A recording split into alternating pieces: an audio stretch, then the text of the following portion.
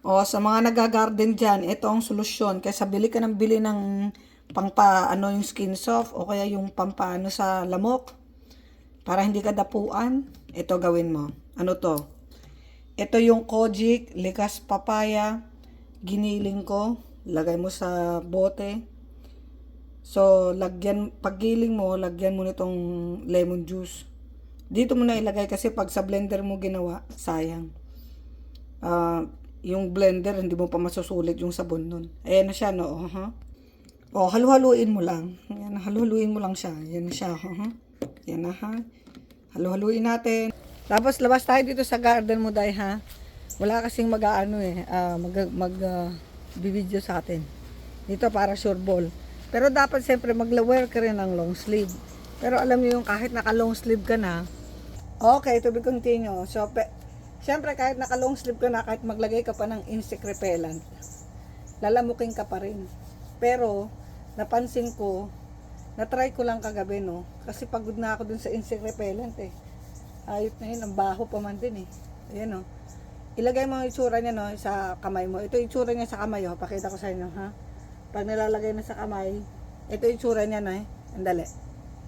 Try natin sa legs na lang, oh. Itsura niya, ayan, oh. Ganyan ang itsura niya, oh. Hindi siya masabon, madulas lang siya. Ayan siya, oh. Ayan ang itsura niya, oh. Hindi masyadong masabon, ayan lang siya. Hindi ka puputi sa ganito kasi lagi ka rin nasa labas, eh. Ang sun rays po, kahit mag long sleeve ka pa, tatalab pa rin sa'yo yung sikat ng araw. Kahit anong gawin mong long sleeve. Kasi, ang sun rays, yung ozone layer natin, butas na. Kaya, ayan, oh, lagay mo dyan sa legs mo, oh, ne. Para sure ball, oh, yan, oh, ganyan. Oh, di ba? Oh. Maniwala ka sa akin. Na-try ko to kagabi. Hindi ako nilamok. Yung mga lamok hindi nag-aano sa akin. Hindi nagpupuntahan.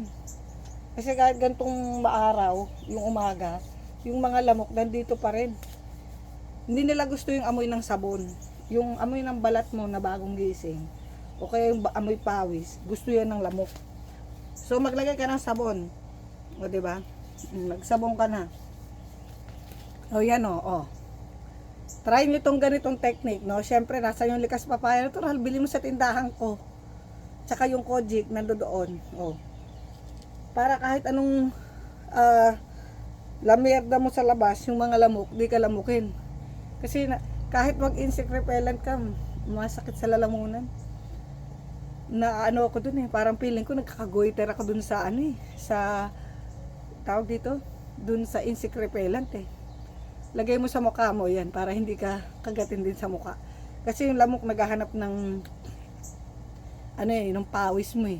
O, di ba? Ganyan. Magpatuyo ka muna ng konti tapos mag long sleeve ka.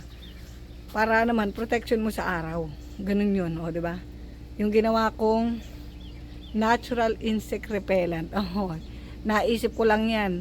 May makagaya na naman sa akin doon sa YouTube, sabihin nila sila nauna. Charot, ako nauna dito. Kapatid ko nagturo. Hindi niya ako tinuruan sa ganito.